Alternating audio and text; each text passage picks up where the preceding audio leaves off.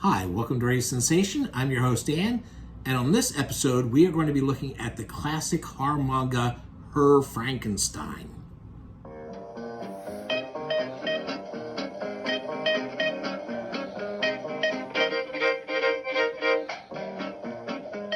Okay, so this is Her Frankenstein. It's a horror manga by Kawashima Norikazu, I'm guessing. Don't know if that's the right pronunciation or not. Now, this is a one and done. This isn't an ongoing series or anything. It's a single title horror book, and it's a pretty great book. One thing that's really good is there's a nice little biography about the author in the back, which talks a little bit about the history of manga leading up to these type of horror titles, starring these kids usually.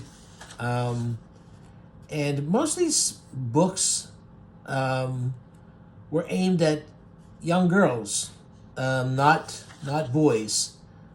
Even though some of them are pretty gruesome, and you would, if they're published here in the U.S., you would mostly think this was probably for boys.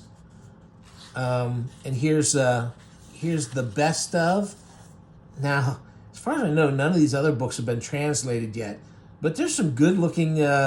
Some of these look really cool, and the author, the fellow who writes this little biography of the author, says that this is his most important work, but it's not his best, and he recommends some of these other titles. But since I don't read Japanese, and there's plenty of stuff, more than I can afford to buy, that is coming out and is translated, or doesn't have to be translated, I don't know if I'll actually look them up. So Her Frankenstein, it does, there are some things about it that make it seem like, it was made for for a female audience, maybe. The drawing has especially big eyes, and the protagonists are kids at first, at least.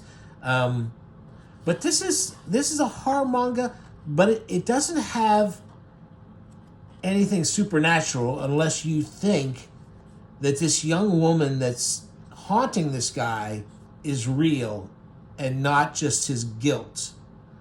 Now, I've only read the book once, but I don't remember anything in there that would necessitate the ghost actually being real. I think it's probably all in his mind.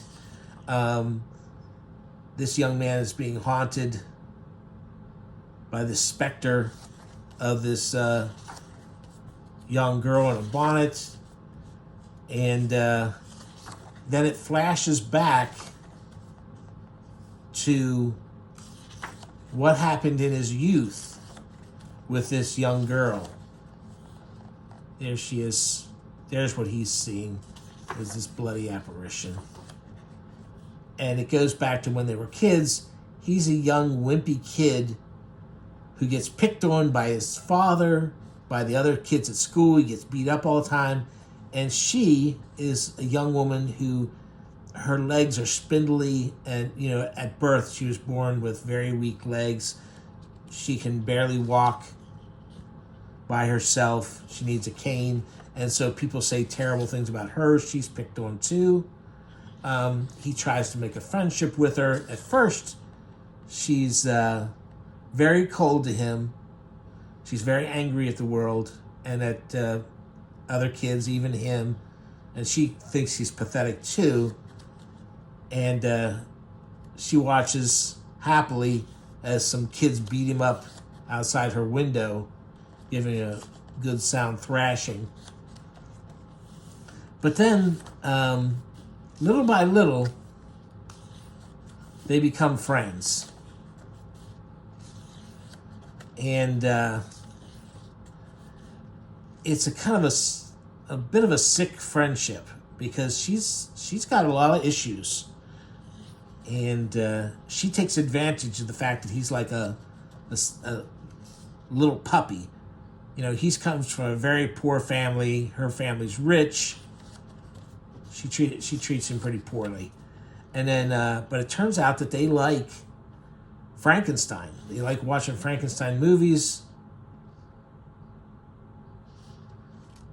There they are watching this Frankenstein film together, and so in order to get her to like him better, he spends 3 days crafting a Frankenstein mask, and then these two go around playing Frankenstein.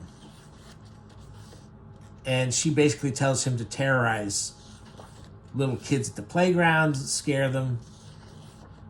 And then they start going up from there to doing more aggressive and terrible things. And so that's all the further I'll go. So you know that it's going to wind back up. So you're going to find out what's going on with him as a young man, and you'll see why he is guilty over the death of that young lady. So, like I said, it's more a psychological horror than anything. There's nothing really supernatural about it, unless, like I say, you want to believe it's a real ghost and not just his guilty conscience. But more death and tragedy ensues, and I really like this.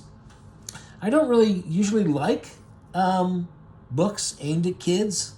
I mean, I read a lot of them when my kids were younger, and I loved reading to them and going along. But I don't read too many books. But I really like these Japanese horror things that were aimed at kids, especially most of the ones seem to be aimed at young girls, like Cat-Eyed Boy.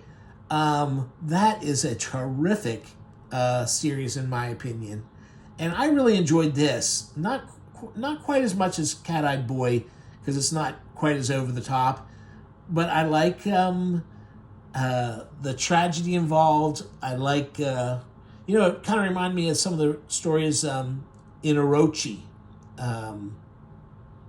because some of those stories aren't supernatural; they're just over the top revenge and stuff. And this is a very interesting book. I liked it a lot. And like I said, it's the little biography, manga history thing at the beginning was very interesting too, very well done. And anyway, thanks for watching.